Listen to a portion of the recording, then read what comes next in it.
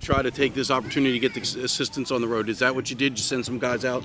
Pretty much everybody went on the road, went out for 2 days.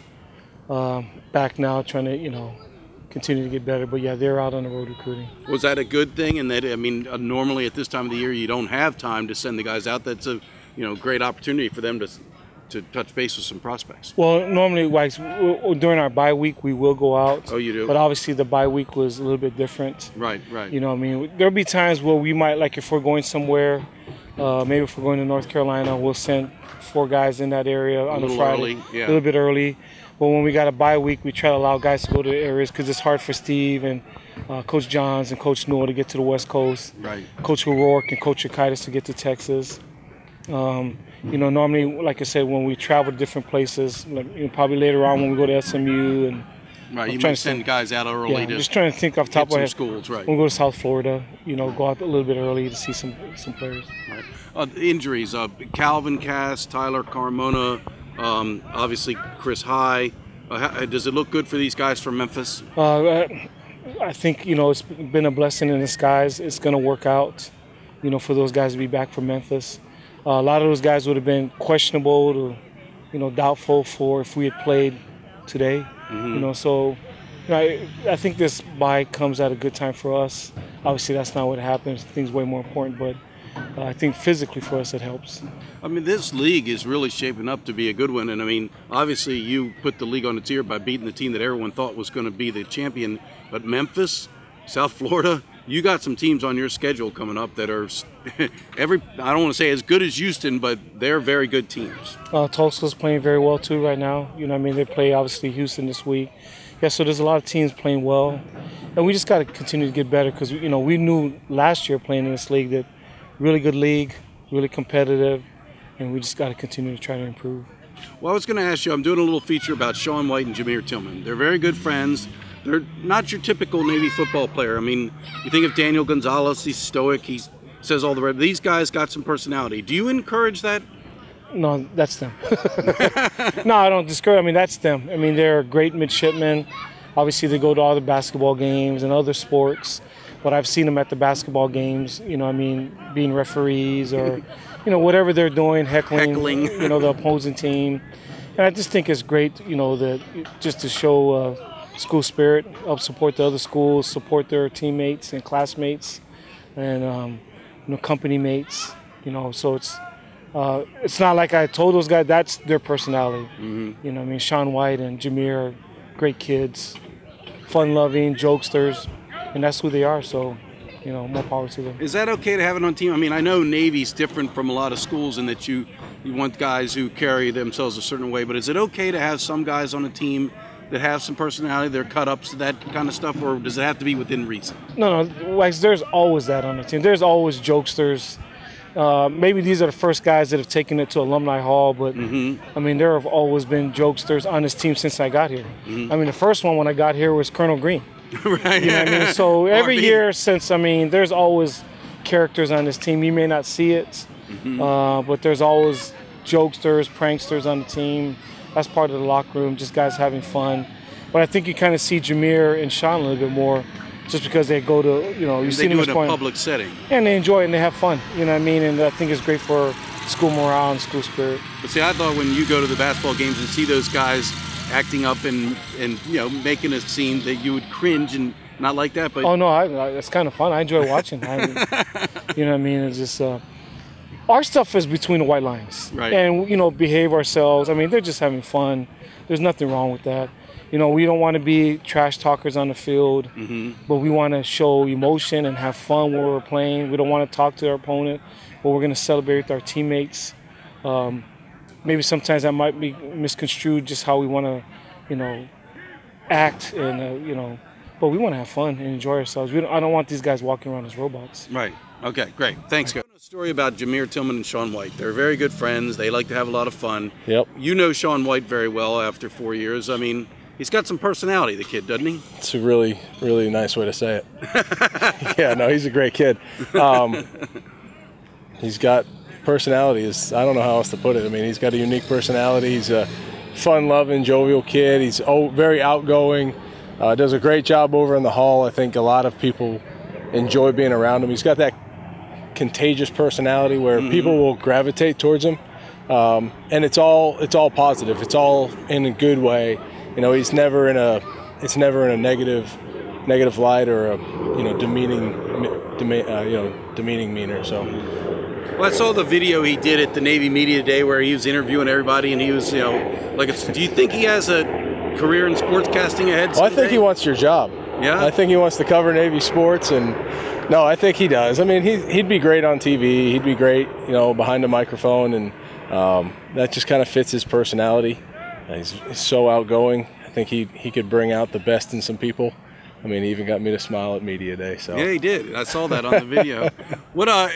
Sometimes when you have that though, they don't know when to get to work. And do you ever have to rein that in with Shawn? Or there are times when you have to temper it and say, "Look, we're here for business"? Well, yeah, I think once the meetings get started and it's time to start, it's time to start. We try and give them a few minutes at the beginning of every meeting to kind of let loose. I mean, they just went through 4 periods of double E or stressful situations in class where they need a few minutes to just kind of unwind, and then, all right, we'll flip the switch.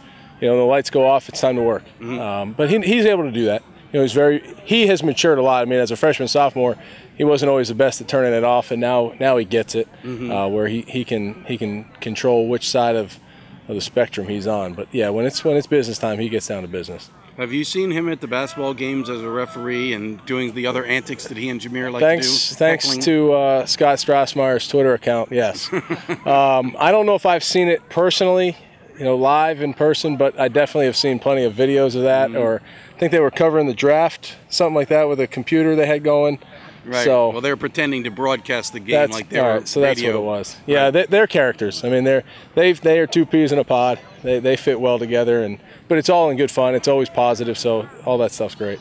But Shawn has developed into a leader as a senior? Oh, yeah, absolutely. You can tell he's taking control of the room, kind of helping mentor and mold the younger guys. And he's always done a great job in the weight room, working hard and things like that. And now he's been able to take that onto the field in the classroom. He's really taking control of the group. I'm going to ask him, but I heard he does a mean Mike Judge impression. If he does, that's news to me. I can't wait to see it. I did my hair and everything.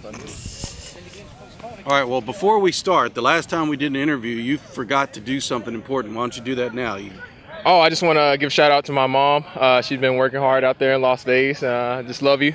I want to send my love. Appreciate that. Thanks. All right, yeah, you forgot last time. I did want to make forget. sure you had the chance. Well, I'm doing a story about you and Shawn White. You guys, my besties. Best of friends. How did this evolve? When's the first time you met this kid? I think it's when the first time I saw him. I was standing on bulkhead. He was standing across from me. I just knew that guy was going to be my best friend. And, really? Yeah, I just knew. When you get a feeling, it's kind of like when you see your soulmate. And basically, it's like my guy soulmate, right? In like a non-weird way and like friend way. So yeah, I mean, during police summer, he was kind of like, I had no experience with the military, so he went to NAT, so he kind of like helped me do the police summer, and whatever Shawn did, I did. I was following right along with him, and we're in the same company, so we're always together. And, so is he like a big brother then? He's a little older than you by 1 year, maybe? I mean, he's not that much older than me. He's like a month older than me. Oh, okay. So he's not a big brother. Yeah, he's. I mean, that's like my twin. If you see him, I'm usually following behind, or if you see me, he's usually following behind. What is it about the two of you that you get along so well? Coach Judge just said you're like 2 peas in a pod. Do you think of course. You have similar personality? What is it about the two of you that allows you to get along so well? I think, again, we have similar mindsets. We have similar goals. We love doing the same things. It's just when you find people you can just relax with, My mom told me always surround yourself with good people, and Shawn's absolutely the best person ever. It's hard to talk to him sometimes because he has 6-7 people in his room asking like, "Hey, Shawn, I need help with this." He has such a big heart, and it's rare to find somebody like that who really genuinely cares about people. Who can talk to people. Just that type of person is something like I wish I want to see in myself. And, you surround yourself with people who you want to be like, and I look up to him like that. And again, that's my best friend. How would you describe Shawn? I mean, he's always outgoing. I mean, we love when we see him on the media day conducting interviews. I mean, the guy has got one huge personality. Oh, definitely. How would you describe him? He's a big man with a big personality that loves everybody. He's never going to be afraid to be himself. And that's really that's really impressive. But, you know, you have all these influences, and, you know, you have the media telling you what you should be, and you got some people telling you, like, hey, I don't like that. But Shawn's going to be him, you know, all the way. And, you know, that's how I try to act too. And, you know, people say, oh, you shouldn't be like that. But Shawn's going to be like that. You know, he's fun. He's loving. He's always looking for a good time. And I like that, you know. Well, so some people might say that, you know, these guys are these outgoing personalities and it's individual, but you all can conform this within the Navy brotherhood and the team factor, can't you? I mean, everybody's got their own personality. I mean, but you can't be Daniel Gonzalez all serious all the time, right? Yeah, I mean, that's what the brotherhood is. You know, that's what America is a bunch of personalities getting together and making this one team. So I'm not saying like everybody hates on us for it. I'm just saying like you have other people who are like, oh, like you're in the military, you're supposed to be this. Right. Like, no. Conformity. Like, yeah, conformity, you know. But in the brotherhood, we all accept each other for who we are, and that's why we get along. That's what makes you brothers. You know, we all come from different backgrounds, different families. You know, we have different personalities, but we blend. You know, and it shows when we go out on the football field. It shows how much we love our brothers. So obviously, a lot of the people found out about you guys and how you are at the basketball games. How did that evolve with you and Shawn going to the hoops games and I don't want to say making a spectacle of yourself, but you're quite visible? I mean, it was just one of those things where it's like, hey, man, like, we're not really doing much. Let's go to a basketball game. Support the hoopsters? Yeah, support. We chose women basketball because Sarita was from Nevada, so, like, I wanted to, support my fellow Nevadian. So Sarita Condi, yes. We're talking about.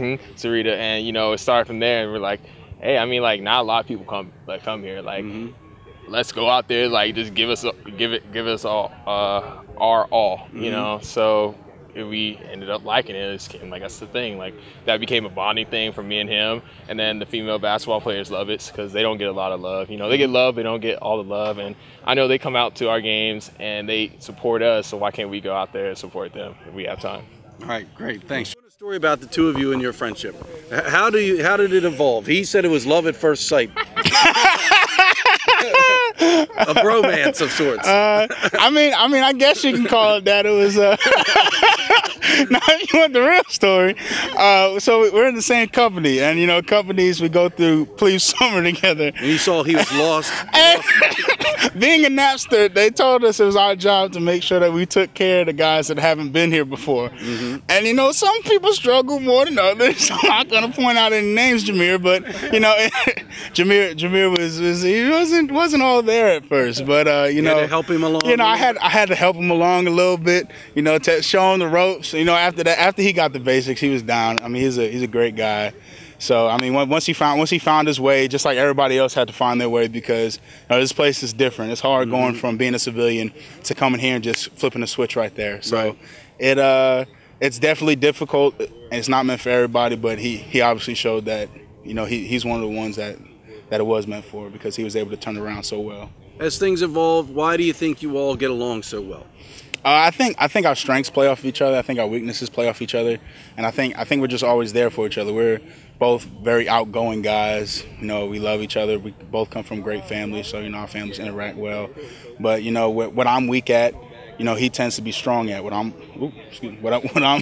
strong at, sometimes he's a little bit weaker at, and we play off each other so well. And you know, it's so easy to work with somebody that you trust and that you care for. You know, I trust him with my life. You know, I take a bullet for him. I know he do the same for me. So, how would you describe Jamir? I mean, if you could kind of encapsulate, you know, what type of person he is, how would you describe Jamir Tillman? Oh man, describe Jamir Tillman. I mean, a couple. So I to be honest, I've never met a person more driven than Jamir. Really? When Jamir wants something, or he wants to be somewhere, wants to get something, I've never seen somebody work so hard, no matter what it is, to get to that spot. I've never seen somebody more driven. I've never seen somebody more goofy than him at the same time, though. he's a goofy kid, you know, so he likes to joke around, he likes to be fun. But you know, those are probably the two biggest things. I mean, he's a joker, you know, but he knows when to turn it on. And when he wants something, he's going to go out there, he's going to get it. So I was going to ask, obviously a lot of us found out about how close you guys are and how much fun you like to have from the basketball games. What's your recollection of how this evolved with you going to the games, and next thing you know, you're wearing referee outfits? The game started out, we just, you know, we get so much support from the brigade. And, you know, everybody comes out to the football games. Everybody supports us. So we like to go out and support everybody else where we can. So no matter what sporting event that we go to, you know, we like to go out and show support. Certain ones, you know, just don't fit our like to go to a gymnastics event where you can't scream, golf, a little too quiet for us. So we go to different things. Rugby, we found out you can't cheer at rugby games because it's disrespectful at rugby games. You have to be respectful. Okay. So that wasn't for you either. So rugby wasn't for us. So we started going to the basketball games, and obviously we both played basketball in high school. So it was a game that we both knew. We knew the rules, we knew everything, so we would go out there, and we would go there, and the stadium's not packed all the time, so, you know, we were like, why don't we just go out there and cheer our behinds off? So we go there, and we started having fun with it, you know, just making up play calls and, you know, trying to distract the coaches, heckling the referees, just doing everything we can to, you know, to get in the other team's head and whatnot. And then, you know, we were sitting there and we were like, man, I mean, we got these referee jerseys. Why don't we just wear them one day? So one day during the week, we had a mandatory working uniform game, so we wore the referee jerseys underneath. And the moment we saw a bad call from the ref, jumped right on top of him. Didn't let him live. Didn't Jamir come as a blind referee one time? Oh, yeah, we had wore the glasses, wore the sunglasses, came out with the cane. The little cane. Yes, I mean we all have different. We did our Scott Strassmeyer impersonation one time. That was a pretty good one. You know, I used my Twitter for the first time ever. It's probably the most I've ever used it. Right, you did the radio show one time. You were broadcasting the game. Yeah, yes sir. You know, I had a. We had the commandant as our halftime guest, so that was fun. I remember that. That was fun. You got something new this year? We got some new shtick planned for this season? So we're taking some requests, but you know we can't give out all the juice. You know we gotta keep some things hidden. Give everybody, keep them on the toes, right? So they don't know. But there could be some new things broken out this season. There could be some new things on the horizon. But I think, you know, I talked to Coach Judge and I've talked to Coach Shikaitis, and well, first of all, when you're at the games and you see Coach Niumat come, do you feel like you got to tone it down, or are you worried about what Coach Niumat thinks about you all at the basketball? I mean, to be honest, we just go out there. As long as we know what we're doing is not inappropriate, we like to keep it family friendly because all the kids come sometimes. Right, we get the kids involved, so it's nice for the kids to come out and get in the heckling with us. So I mean, we keep it appropriate. So when Coach Niumat's there, you know, we might ratchet up just a little bit more, you know, and then to see Coach Niumat laugh at it, to see the commandant, the soup, to get in the coach's head and see the coach start interacting with us, you know, it's plenty of times. The coaches start yelling at us and things like that. So that just to go out there and help the team any way we can, give them our support. Well, as I say, but you two do know when to get serious, and Coach Niumat said that we're allowed to have personalities on the team. Everybody's got their own unique personality, but between these lines, you and Jamir, as tough of competitors as there is, right? Yes, sir. It's when it's business time, it's business time. And I mean, the academy, one of the things they do teach you in Plebe Summer is called a switch. You know, there's times where you can go out and you can be happy, you can be friendly, you can be outgoing, you can be boisterous, you can be loud. But at sometimes, you know, you got to ratchet it up. You got to make sure you get down to business. Sometimes, you know, there's that in between where, you know, you got to bounce back and forth, back and forth, back and forth. But, you know, when we get in between the lines, it's a job. And we all have a job to do, whether that's at practice, getting better to prepare for the game, or whether that's during the game where, you know, every game is a business trip. You know, you got to go out there, you got to go earn your paycheck. So when it's business time, it's business time. But when we get an opportunity to go out and have fun, we have fun. And at the same time, playing football, it's a game. It's fun. And you can have fun on a business trip, but you got to put in that work so that you can have that fun.